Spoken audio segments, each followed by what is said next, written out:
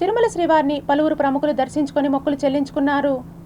గురువారం ఉదయం నైవేద్య విరామ సమయంలో స్వామివారిని వారాహి అమ్మవారి శక్తిపీఠం పీఠాధిపతి మహేశ్వరి, కర్ణాటక బీజేపీ ఎంపీ తేజస్వి సూర్య, మంత్రి గొట్టిపాటి రవికుమార్, దువ్వాడ శ్రీనివాస్, దివ్యల మాధురి, తెలంగాణ ఎమ్మెల్యే కోమటిరెడ్డి రాజగోపాల్ రెడ్డి, తమిళ నటుడు జయం రవి, మాజీ మంత్రి సిద్ధా రాఘవరావు కుటుంబ సభ్యులతో కలిసి స్వామివారిని వేర్వేరుగా దర్శించుకొని మొక్కులు చెల్లించుకున్నారు.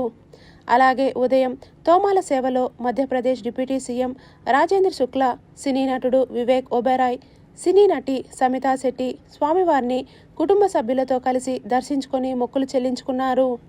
అనంతరం ఆలయ రంగనాయకుల మండపంలో వేద పండితులు వేద ఆశీర్వచనం చేయగా ఆలయ అధికారులు స్వామివారి తీర్థ ప్రసాదాలను అందజేశారు.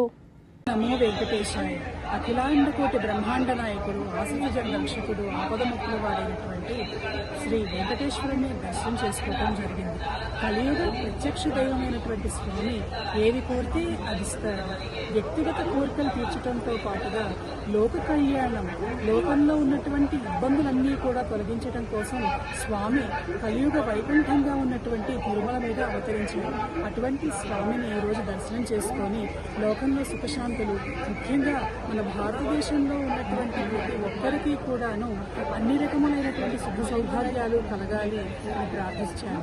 అంతేకాక లోకంలో ప్రపంచవ్యాప్తంగా ఉన్నటువంటి ఇబ్బందులు కూడా తొలగిపోవాలి, అందరినీ కూడాను స్వామి రక్షించాలి అని ప్రార్థిస్తూ హిందూ ధర్మ సామ్రాజ్య విస్తరణలో స్వామి యొక్క అనుగ్రహం పరిపూర్ణంగా లభించాలి అని కోరటం జరిగింది.